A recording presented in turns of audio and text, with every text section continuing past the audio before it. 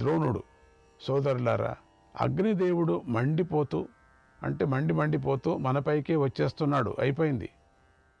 అతడికి సప్తజిహ్వుడని పేరు, 7 నాలుకలున్నాయి. అతడు దయ లేకుండా తన 7 నాలుకలు గల ముఖంతో చెట్లను కాల్చివేస్తూ అంతటా వ్యాపిస్తూ వచ్చేస్తున్నాడు అన్నాడు. ఇలా మందపానుడి పుత్రులు తమలో తాము మాట్లాడుకొని అగ్నిదేవుణ్ణి ప్రార్థించారు.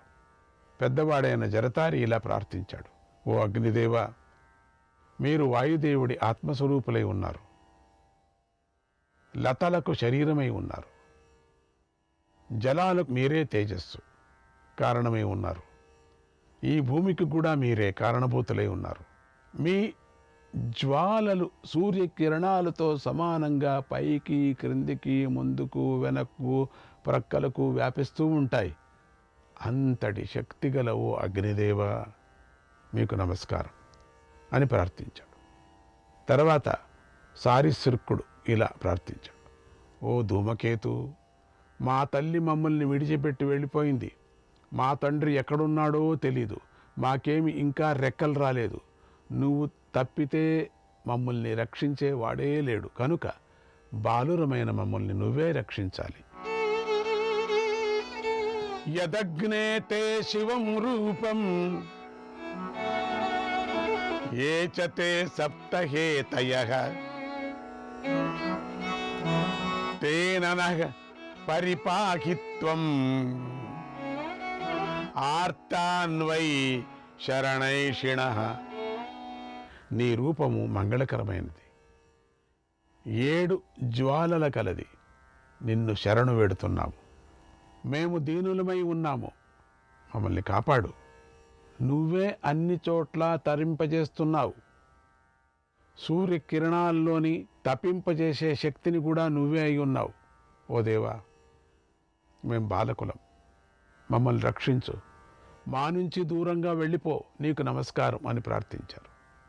తర్వాత స్తంభమిత్రుడు: సర్వమగ్నే త్వమేవైకః సర్వమగ్నే త్వమేవైకః త్వయి సర్వమిదం జగత్ త్వం ధారయసి భూతాని భువనం త్వం బిభర్షి చ.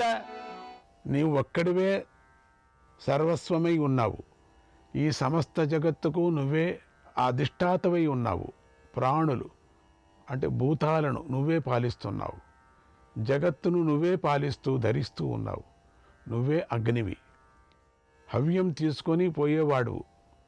శ్రేష్టమైన హవిస్సును విద్వాంసులు నిన్ను అనేక రూపాలతోనూ ఏకరూపంతోనూ కూడా భావిస్తూ ఉంటారు. నువ్వే 3 లోకాలను సృష్టించి తగిన సమయంలో కాల్చేస్తున్నావు. నువ్వే సమస్త లోకానికి ఉత్పత్తి స్థానమై ఉన్నావు, నువ్వే లయస్థానమై ఉన్నావు, నీకు నమస్కారం అని ప్రార్థించాడు. తర్వాత ద్రోణుడు: ఓ జగత్పతి, నువ్వే ప్రాణుల శరీరంలో ఉండి ప్రాణులు తిన్న అన్నాన్ని ఎప్పుడూ పచనం చేస్తున్నావు. ఈ విశ్వం నీయందే ప్రతిష్ఠించబడింది. సూర్యో భూత్వా రశ్మిభిర్జాతవేదో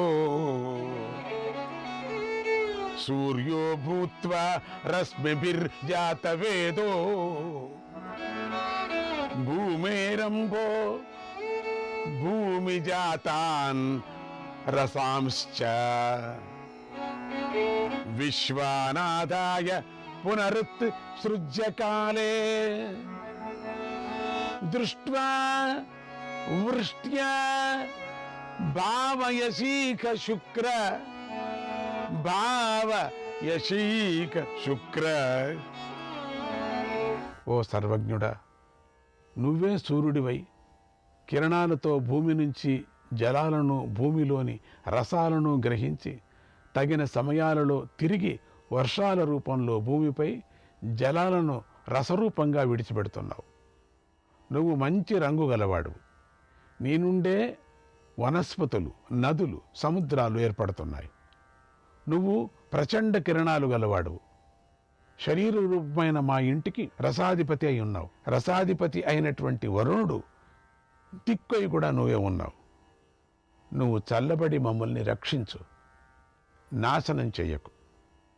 ఓ పింగళాక్ష, ఓ ఎర్రటి కంఠం గలవాడా, అగ్ని మమ్మల్ని విడిచిపెట్టు, ఇంకో మార్గంలో వెళ్ళు, నీకు నమస్కారం అని ప్రార్థించాడు.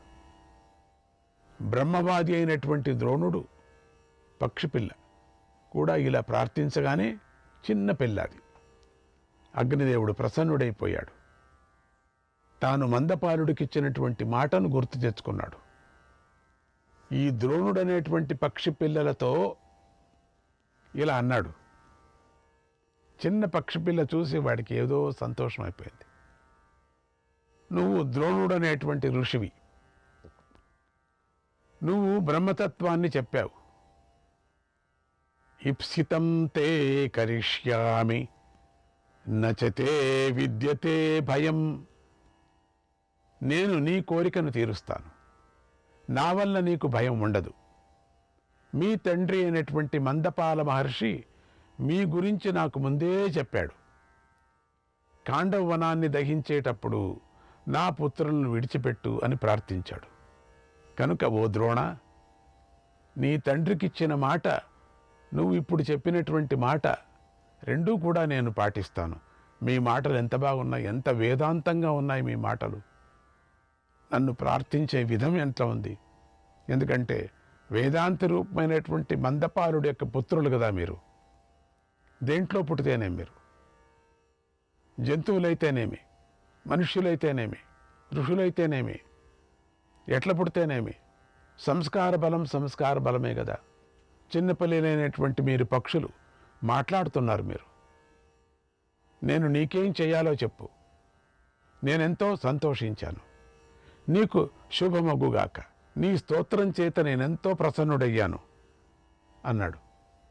ద్రోణుడు, ఓ శుక్ల స్వరూప, ఈ పిల్లలు మమ్మల్ని ప్రతినిత్యము హింసిస్తున్నాయి, వీటిని బంధుమిత్ర సహితంగా భస్మం చేయి అని కోరాడు. అక్కడ పిల్లలు ఉన్నాయి, కొన్ని క్రూరమైనటువంటి పిల్లలు. దాళ్ళను చూసి మాకు భయం అవుతూ ఉంటుంది, ఎక్కడా ఎగరలేకపోతున్నాం. వాళ్ళని భస్మం చేసి పారేసి మిగిలిన ఆ చిన్నపిల్ల చెప్తుంది. మిగిలినటువంటి సోదరులందరూ అగ్నిదేవుడికి నమస్కరించారు. అగ్నిదేవుడు వారి కోరిక తీర్చాడు. అంతే కదా, ఆ పిల్లి పెద్ద పిల్లిని, మండ్రగాపలాగా ఉండే పిల్లిని ఒక్కపారి దహనం చేసి పారేశాడు. అలా వారిని రక్షించి వారి అనుమతి తీసుకొని ముందుకు కదిలాడు. బాగా ప్రజ్వలించి కాండవ వనాన్ని పూర్తిగా భక్షించాడు. శ్రీకృష్ణాయ పరమాత్మనే నమః. అగ్నిదేవుడు కాండవ వనాన్ని దహిస్తున్న సమయంలో తన పుత్రులు వనంలో ఉన్నారని మందపాలుడు ఎంతో బాధపడ్డాడు. వారి గురించి చింతించాడు. వారిని రక్షించమని అగ్నిదేవుడిని ప్రార్థించాడు. ఆ ప్రార్థనకు అగ్నిదేవుడు సంతోషించి వారిని ఏమీ చేయనని మాట కూడా ఇచ్చాడు. అయినా మందపాలుడికి శాంతి చేకూరలేదు. తన పుత్రుల కోసం తపిస్తూ తన భార్య అయినటువంటి లపితతో ఇలా అన్నాడు. లపిత, నా పిల్లలు గూళ్ళలో ఉన్నారు, అగ్ని నుండి ఎలా బయటపడతారో ఏమో. ఒక పక్క అగ్ని జ్వలిస్తూ వస్తూ ఉంటే, మరో పక్క వాయువు వేగంగా వీస్తూ వస్తూ ఉంటే నా పుత్రులు అసమర్థులైపోతారు, తమను తాము రక్షించుకోలేని బలహీనులైపోతారు. వారి తల్లి దీనురాలై ఉంటుంది, వారిని రక్షించుకోవటంలో శక్తిహీనురాలై ఉంటుంది, శోకిస్తూ ఉంటుంది. నా పిల్లలకు ఇంకా రెక్కలు రాలేదు, అందుచేత వారు పైకి ఎగరలేరు. ఇప్పుడే మొలుస్తున్నటువంటి లేలేత రెక్కలను అల్లాడించే శక్తి వారికి ఇంకా రాలేదు. వారు పడే బాధను చూసి వారి తల్లి తలడిల్లిపోతూ ఉంటుంది, ఆక్రోశిస్తూ నలువైపులా పరుగులు పెడుతూ ఉంటుంది. నా పెద్ద కొడుకు జరతారి ఎలా ఉన్నాడో, సారిశృక్కుడు, స్తంభమిత్రుడు, ద్రోణుడు ఎలా ఉన్నారో, దీనురాలైనటువంటి నా జరిత ఎలాంటి బాధలు పడుతుందో అని మందపాల ఋషి బాధపడ్డాడు. అప్పుడు అతడి భార్య అయినటువంటి లపిత అసూయపడింది. నేను నా దగ్గర ఉండి దాన్ని జ్ఞాపకం చేసుకుంటాడే. విసుక్కుంటూ ఇలా అంది. వారు ఎలా ఉన్నారో, వారు ఎంత కష్టపడుతున్నారో వారిని చూడాలని నువ్వు చింతించనక్కర్లేదు, నువ్వు బాధపడనక్కర్లేదు. ఎందుకంటే నువ్వు నీ పిల్లలకు మామూలు పేర్లు పెట్టలేదు, ఋషుల పేర్లు పెట్టావు. అందుచేత వారు స్వతహా శక్తిమంతులు, తేజస్వులు, వీర్యవంతులై ఉన్నారు. వారిని అగ్ని ఏమీ చేయలేదు. అయినా నా ఎదుటే కదా నువ్వు అగ్నిదేవుని ప్రార్థించావు. వారికి జాగ్రత్తగా చూసుకోమని కూడా చెప్పావు. అప్పుడు అగ్నిదేవుడు నేను చూసుకుంటానులే అని మాట కూడా ఇచ్చాడు. అగ్నిదేవుడి మాట అంటే మాటే, దానికి తిరుగులేదు కదా. అది ఎలాంటి పరిస్థితుల్లోనూ అబద్ధం కాదు కదా. ఇప్పుడు పిల్లలను రక్షించాలని నీ మనస్సు ఉత్సాహాన్ని చూపించడం లేదు కదా. నా శత్రువు సవతి అయినటువంటి జరిత మీదే నీ మనస్సు ఉంది. అది జరిత మీద ఉత్సాహాన్ని చూపిస్తుంది, ఆసక్తి చూపిస్తుంది. నువ్వు దానికోసమే ఏడుస్తున్నావు, కానీ బిడ్డల కోసం మాత్రం ఏడటం లేదు. నాకు తెలుసు, నీ దొంగ. నువ్వు ఆమెనెంతో ప్రేమించావు, కానీ నన్నే నువ్వు ప్రేమించటం లేదు. సవతి కదా, ఎప్పటికీ సవతే కదా. ఇప్పుడు నీకు సహాయకుల శక్తి పుష్కలంగా ఉంది, నీకేమి. అయితే స్నేహితులమైన మమ్మల్ని నిర్లక్ష్యం చేయటం నీకు మంచిది కాదు కదా. సరేలే, నీ బుద్ధి మారట్లేదుగా. లేదు, నువ్వు ఎవరి కోసం బాధపడుతున్నావో ఆ జరిత వద్దకే వెళ్ళు. నువ్వు ఇక్కడి నుంచి అక్కడ సుఖంగా ఉండు, హాయిగా ఉండు. నేను ఈ రోజు నుంచి ఒంటరిగానే జీవిస్తాను అని కన్నీళ్లు పెట్టుకుంది. ఆ మాటలు విని మందపాలుడు నిశ్చలంగా ఉన్నాడు. ఆయనకు సుఖాలు అనుభవించాలని లేదు, బంధుబాంధవులతో కలిసి భోగాలు అనుభవించాలని కూడా లేదు. కేవలం సంతానాపేక్ష కోసమే సంసారంలో ఉన్నాడు. ఎందుకంటే తనకు స్వర్గప్రాప్తి కోసం. పిల్లలు కలిగారు, సంతానం కావాలనే కోరిక ఆయనకు తీరింది. ఆయన విరక్తుడయ్యాడు.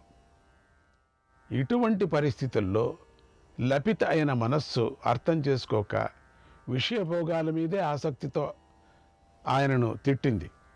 అప్పుడు ఆయన సత్యాన్ని ఇలా పలికాడు. నాహమేవం చరే లోకే యథా త్వమపి మన్యసే అపత్యహేతోర్విచరే తచ్చ కృచ్ఛ్రగతం మమ తచ్చ కృచ్ఛ్రగతం మమ. ఓ లపిత, నువ్వు అనుకున్నట్లుగా నేనెలా ఈ సంసారంలో తిరగటం లేదు. నేనెట్లా, నువ్వు ఊహించుకున్నదంతా సత్యం కాదు. నేను కేవలం నా సంతానం కోసమే చింతిస్తున్నాను. నా సంతానం ఇప్పుడు సంకట స్థితిలో ఉంది. పుట్టిన పిల్లలను విడిచిపెట్టి భవిష్యత్తులో పుట్టే పిల్లల గురించి ఆలోచించేవాడు పరమ మూర్ఖుడు. అటువంటి వాణ్ణి లోకం ఆదరించదు. ఇక నీ ఇష్టం వచ్చినట్లు చేసుకో, నీకేలా తోస్తే అలా చేసుకో.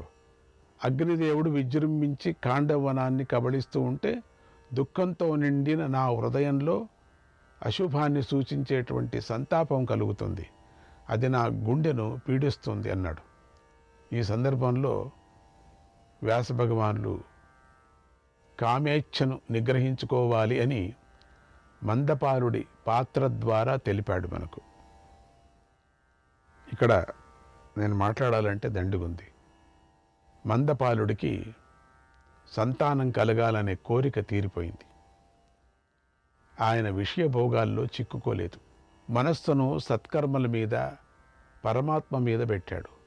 అంతేగాని సంసారం వద్దు అనలేదు. నాకు జ్ఞానోదయం అయ్యింది కనుక నేను అందరినీ విడిచేస్తాను అనలేదు. సంసారంలోనే ఉండి శాస్త్రంలో చెప్పినట్లుగా చేస్తూ నడుచుకున్నాడు. ఇలాగే అందరూ కూడా ఇంద్రియాలను నిగ్రహించుకొని నడుచుకోవాలి అని వ్యాస భగవానుడు ఉపదేశించాడు మనకు. కాండవనంలో పక్షి పిల్లలు ఉన్నటువంటి చోటు నుంచి అగ్నిదేవుడు వెళ్ళిపోయాడు. ఎక్కడికో ఎగిరిపోయినటువంటి జరిత పుత్రుల మీద మోహంతో మళ్ళీ వారి వద్దకు వచ్చింది.